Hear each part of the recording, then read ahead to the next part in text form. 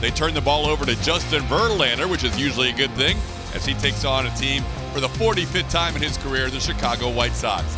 They have won games, but not pinned the loss on Verlander since 2014. Swing and a foul tip caught by Chirinos. Verlander picks up his first strikeout of the night, getting Moncada. So far the fastball looking good and very well located. Match from Super Mode gives you an idea of how far behind Moncada was on that pitch.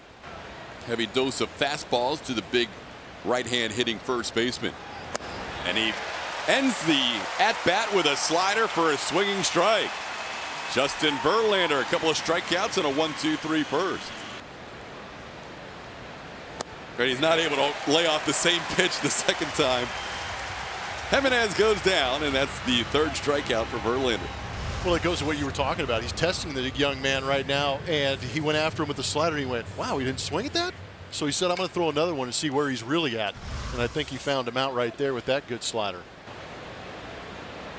Swing and a miss. He gets Charlie Tilson with the slider. That's 4 strikeouts for Verlander.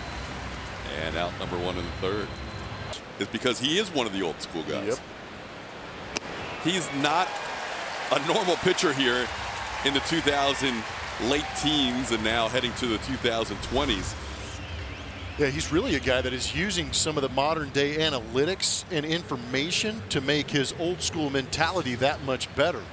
Does all the homework to get ready for these starts. He's ahead of Garcia 0-2. And he strikes out the side, getting Tilson, Sanchez, and Garcia. 6 strikeouts for Verlander. One of those situations where you just try to be as positive as you can, and because the game, whether it's softball or baseball or any sport you're going to play, it's going to humble you, and it's just you got to deal with it, and you got to fight your way through it. And oh my gosh, yeah.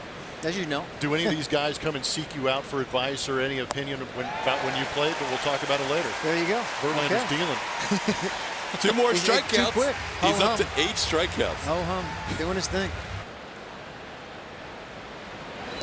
Strikeout number 9. Second time he is retired. Jimenez on strikes. It's that power slider he's got working tonight. He's now trying to work that changeup in a little more as he picks up his 10th strikeout, and that's something that you worked on through your career. Well, I think he realizes that it's important to him as he grows older, and it gives him another weapon. He doesn't use it a lot, but I've seen him on certain games where maybe his fastball command isn't as good as it's been in the past. Little tapper towards first. Yuli will field it, get to the bag himself. Can we keep you for another half inning, or you have to go? Nolan Ryan, he's in the booth for another half inning. We're heading to the bottom half of the 6th. Astros lead 5-0. And the Astros, with the bases loaded, had 2 pop-ups with Bregman and Brantley as Verlander drops in the curveball and Moncada swings over it. Strikeout number 11 for JV. That ties his season high. That is just a very good pitch. The mind sees it one way, and there's just so much more spin on that ball that it gets past where your mind can even imagine where that's going to be, and you swing and miss. Here is Abreu, career .366 against Verlander, 0 for 2 tonight. Fly ball, deep center field. Jake all the way back. He's at the wall, and this ball's gone.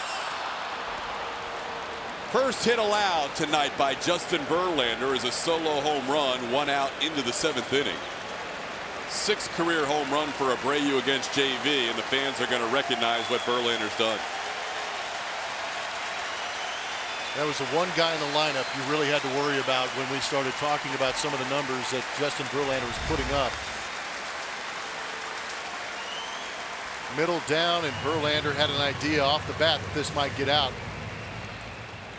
And if if it was in reach of Jake Marisnick, he was going to get back there and give it his best effort, just too far up that wall. He's like, that guy again? Able to lay off that pitch. Yeah, there's a lot of movement in that swing, and once it gets going, it's tough to slow down. Called third strike. Give him a dozen strikeouts.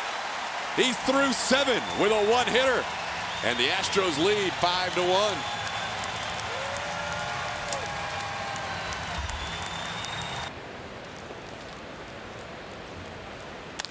That's in the air, playable. Jake Marisnick saunters in and puts it away. Justin Verlander through 8, leading 5-1.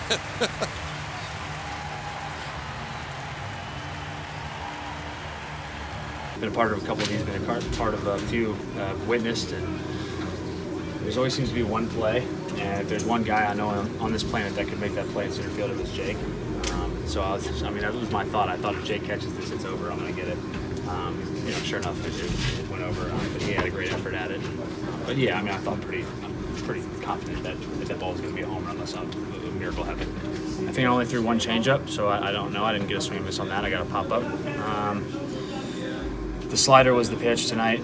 I feel like I had a good curveball, but with the way the game was going and having not given up a hit, I didn't want to, flip one over the plate and give up a hit on that pitch when the slider was as good as it was. So I feel like I was predominantly fastball slider for the most part today, and had good feel, good control of both of them. So it was a good recipe for success.